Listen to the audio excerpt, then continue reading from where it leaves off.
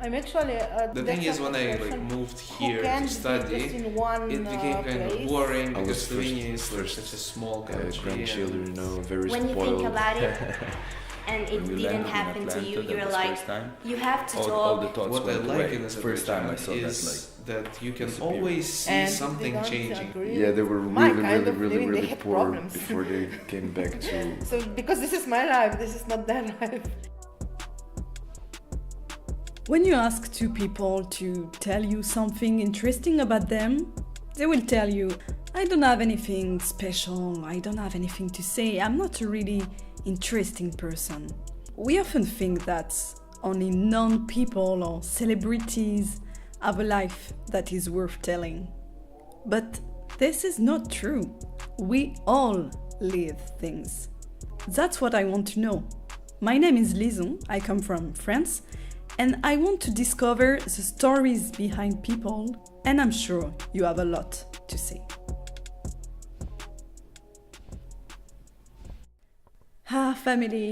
Family. Complicated topic, right?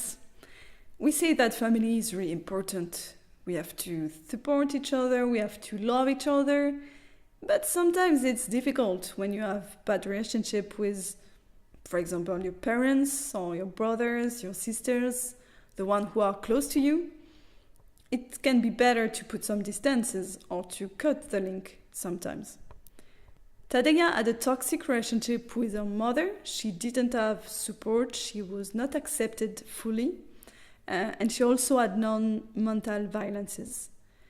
Today she will explain us what it is and try to give us some advices to go out of this kind of situations. I get along pretty well with my dad. We have a pretty close relationship ever since I was young. With my mom, it's a bit more complicated because we just have two very different personalities, and honestly, I kind of detest her due to the way she behaves, the way she looks, and I just say that okay, now it's a bit more, our relationship is a bit more stable, but before it was just chaotic. We couldn't see each other for 5 minutes. It was just a huge no. Why? Mostly, I mean, she always wanted a daughter, and she had this image of a perfect daughter, and it turned out that I was everything but that perfect image, except that I was a girl. So yeah, and we just like constantly fought. And after she got back from the hospital, when I was like, I don't know, 11, 12, like our relationship really changed because I kind of had to grow up in, I don't know, a month, 2 months, and I could see a world from a different perspective, and it was just like I suddenly like started to see her in a way different light. I saw her, I didn't idolize her anymore, and I just saw her like, you know, as, this might sound harsh, like what a failure of a person she was, and what a failure of a person she was becoming, because she just like left herself. And how did she talk to you when you were we didn't talk, we yelled. Okay. Yeah, there was no talking. Nope, no hugging, no talking, no personal touch. We were just like, Tadeya, what? And then just yelling and fighting constantly. Like, there was, I don't like really, I mean, I don't even remember her complimenting me like once. So it was more, you had more criticize from her than compliments. Yeah. Mental violence, it's like, you know, either being thrown bad words at you, like from when your own mom calls you worthless and bitch and stuff like that. It is quite hard to take in, especially if you're a teenager. Then like, you know, just constantly being criticized. It just literally influences your mind, because it makes you think that you're worthless, you're not good enough, you're not worthy of something, you're blameworthy for everything. I think that we need to realize that words are although I do prefer actions to words are really strong, and we need to be really careful with how we choose them. And when they come from somebody from who you expect love, they just like kills you, not like immediately, just kind of like breaks you down slowly, and it's like you feel like you're deteriorating from inside. and that's even worse. And it takes like, I think it literally takes like some kind of special superhuman power to be able to like stand up and grow from that, and just like starting to ignore it and to realize that the words of that person don't matter, because if they obviously don't love you or show affection for you, those words just don't matter. It should matter what the people who actually love you and express the feelings and warm sentiments towards you, that should matter. Not like just somebody who is cold and negative towards you all the time. Did she already told you that she loves you? Not that I remember. I mean, now, like I said, now we're kind of more stable, but I think that's because I'm not at home. And even when I am at home, like I cannot go for more than 2-3 days. But yeah, now she just kind of like got a bit more touchy with me, but I just find it like really not uncomfortable, just purely weird.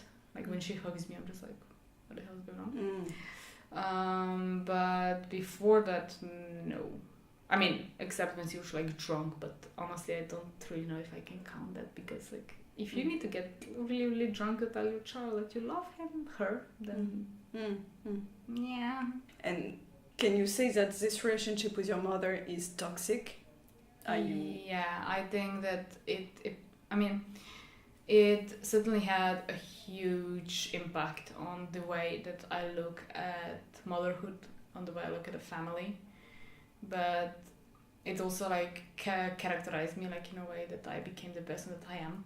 And I think that she also like set some kind of, I mean, in a way, her being the way she is kind of helped me like to get the image of what I don't want to be. So that, but yeah, in the past, like it was pretty toxic. Like I suffered from eating disorder. She didn't notice. She didn't notice at all. I had like when I told her about my sexuality, the first thing was that like, I'm gonna take you to the doctor because you're sick. Then I mean, she never like really fully accepted me, and it also kind of like made me be much more self-conscious in a bad way. And yeah, I mean, it was really hard being at home, you know, where the place where you should feel safe felt like a cage.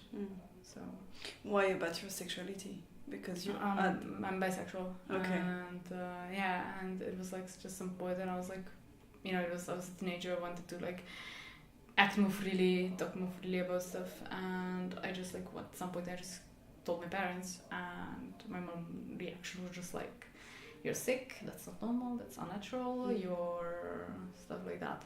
And yeah, I think that was like probably the point, you know, when, because I remember that, I mean, I remember it because we are connected, that like just a couple of days later we had like a huge fight, and she literally told me in my face like, I never wanted to do like this. And yeah, that one was kind of like yeah, and it just like kind of build a wall, you know. And I was like 15 at the time, when I'm supposed to have a mother there to consult me and support me, instead of just like standing alone. When did you realize that this was toxic? I think it was quite early, like when I was like 16 or something like that, 17, 16. I was really out of the house a lot because I just knew that I didn't feel well there. I was at my grandma's or in the library or out with my friends at their house. But yeah, it was very early when I realized it. I mean, it just like, I didn't really properly like know the word for it, but I just knew that I mustn't stay there because it makes me feel bad. And it was just, I think it was more like an intuition, like just stay away from that place.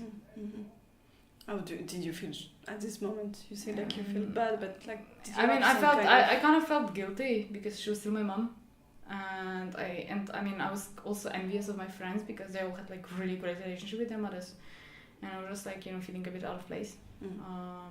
Maybe kind of quite a lot like an outsider. Also, like I think the problem was like, because I mean as a teenager you go through all kinds of difficult situations, and I mean, because I was so used to being alone, I had nobody to talk to, and I mean, I knew that like I was really angry at my mom because I knew that my friends could always go to their mom to talk about stuff. I couldn't.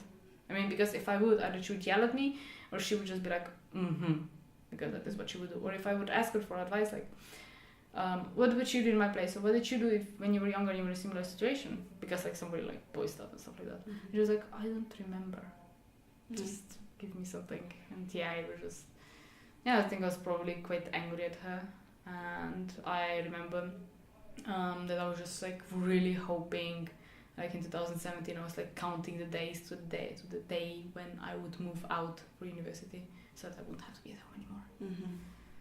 And then you moved to university. Yeah. And did you come back often or not at all? No. I go home every 3-4 months. Mostly because, like, I don't know, the previous weekend I went home because I went to surprise my dad because it was his birthday. But I mean, I only stayed 2 days because it was just like, I can't do this anymore. Thank you. Bye bye. And this year it's, like I said, this is a bit better. But because I think it's also because I'm so far away, and maybe she just like kind of, my dad also talked a lot to her like about our relationship. But last year when I was first year of university, it was just like I went home. In a whole year, I think I went home only 2 or 3 times.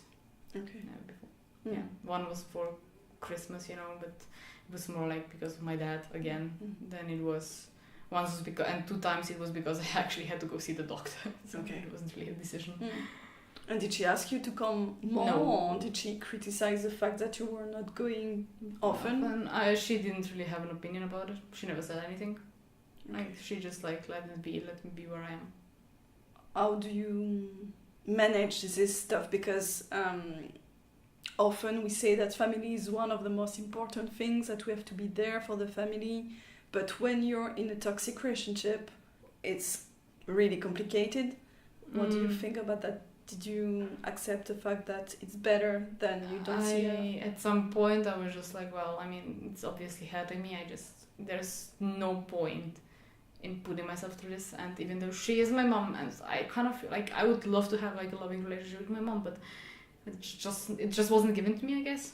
And it was just, honestly, my personal opinion is that you should always give a person a second chance if they are actually like, if you can see that they're really sorry and that they're trying to improve the situation, which my mom is kind of doing now. So, but yeah, it still just feels really unnatural.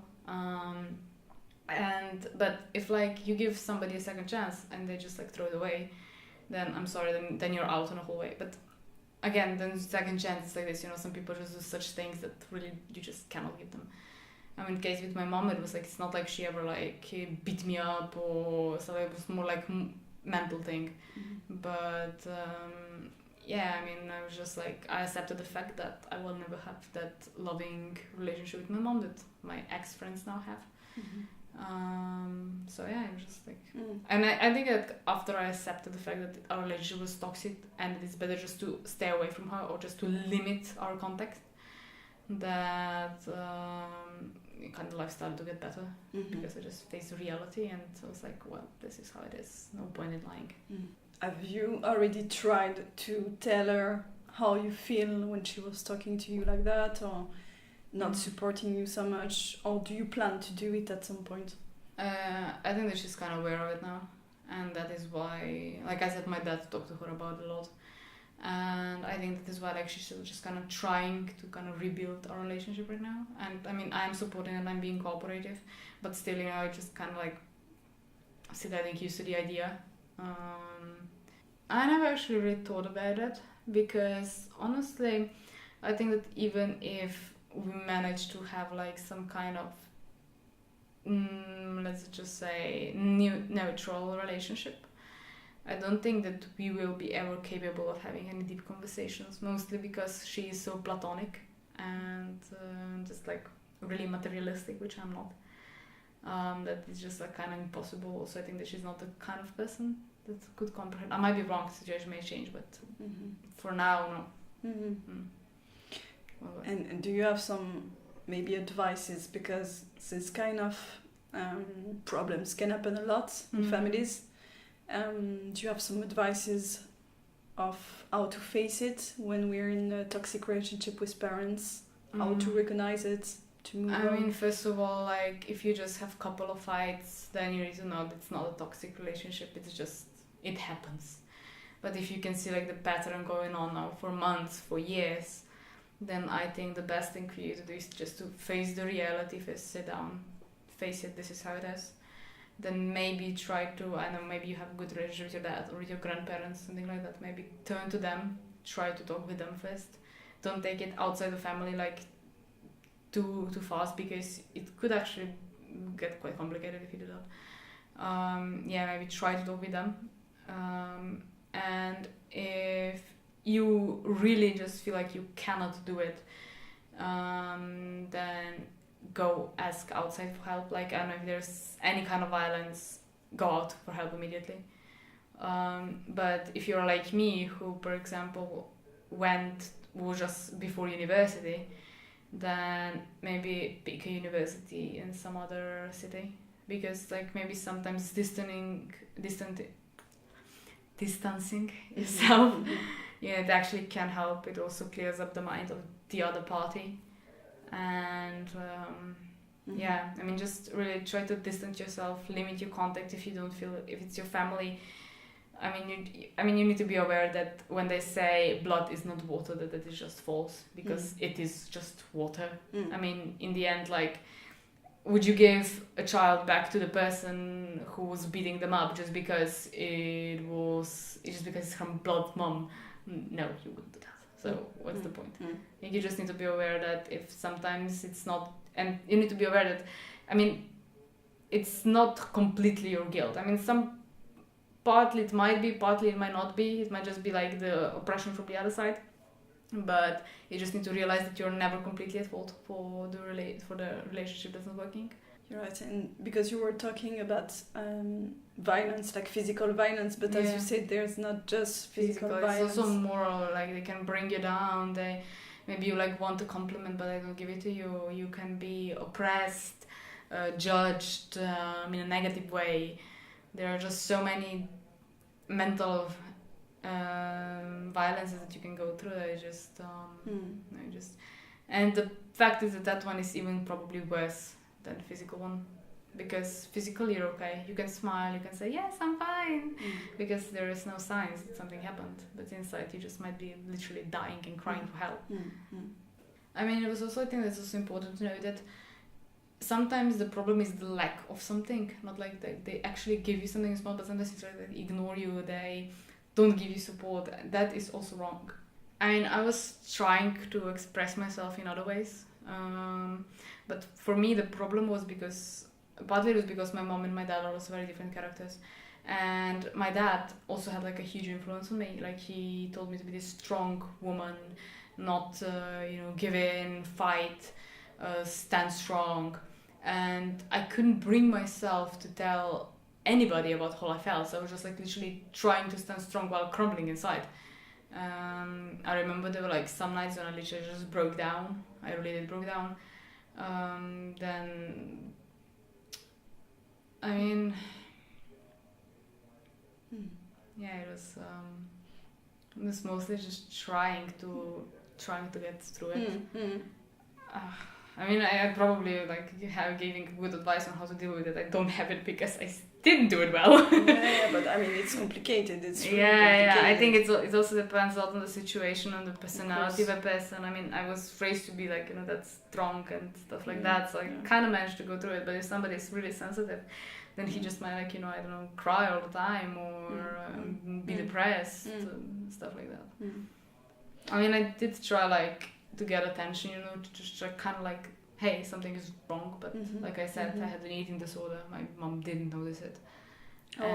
She didn't. Because I ate all the food in my room, and she never came and be like, hey, can you do with us? She just thought that I ate it, but I didn't. Or for example, I was apathic for a year and a half actually. I couldn't feel anything. I remember. Where is it? Here, you see this car? I cut myself. It was an accident, but it was literally pouring blood. I don't know, just looking at it, I couldn't give a shit. I was for some time, it was also that. How the hell I managed to get out of that? Yeah. I think part of it was because for me, what was important was that I went to a youth exchange. I went to youth exchange, and there I met people who actually, it was a totally third party people who actually noticed, okay, something's wrong, and they helped me out. It was like that. I think that the exchange in Germany when I was 17 was like the starting point, which actually like kind of started to pick me up. For me, it was also sports, because I got engaged with something and it occupied my mind with other things. So yeah, I think that's important. Just occupy yourself with something, something that like makes you, something that you really like, something that makes you feel alive. Like for me, it was boxing. For you, it might be, I don't know, a cup of tea or baking. I don't care. But yeah, just. And yeah, sometimes it really is amazing. I think that's how somebody who is like totally random can give you like a really good advice and has a clear vision of your situation more than somebody who is close to you. But I think that this is also kind of like, you know, it's also kind of natural, because they are not influenced by something else like relationship or ideas or stereotypes, prejudices. You know, they're just like they're faced with the situation in a totally natural way. And have you tried to start a therapy at some moment? Or? I did. First for the eating disorder, then also because I was apathic, but I got like a really shitty psychiatrist, and like we were talking for just half an hour, and she wanted to give me antidepressives. And I was just like, I'm not depressed. I don't need that shit. And I was like, and plus, I mean, at that point I was already like, I started already doing sports, so I was a bit like starting to get out of it. But it was like, I'm apathic and you're trying to give me antidepressives who will like literally kill the rest of the feelings that I have. So I just found it like weird. And also at that point, like I was still a minor, so I needed my parents to sign the recipe. But yeah, they didn't do it anyway. So do you want to add something else? About toxic relationship, I think really like they should be more discussed. There should be also, there needs to be like importance put on that, even if it's your family, if it makes you feel like they constrain you in any kind of way, first of all try to resolve it with them. If they just don't want to listen, then you need to be aware of the fact it's your life. Even if they raised you up, gave you food, paid for your stuff for I don't know how many years, it is your life and you get to decide how you will do it. And you need to know that even if you like feel weak and you have nobody to talk to, there's always somebody to talk to. Maybe if you don't feel comfortable like going, I don't know, to school or somewhere, know that there are probably like youth places in some city or place near you where you can go and consult somebody. And if you just know that it is okay to distance yourself or to just cut off ties, because it's your life, you're your own individual, and you get to decide, you have the power to decide with whom and what you want to do. I think that at some point, and that might, from personal experience, that it can lead to something even worse, that might literally mark you for your life. I mean, I won't talk about what happened to me because that's like really personal, but yeah, like it just can get like to the point when you know that that's it. That's it. You're done. Thank you for listening to this podcast. If you want to participate, to talk about a specific topic or something that happened to you, you can send me a private message on Center Mladi Koper Facebook page. I will be really happy to meet you. See you soon for a new story.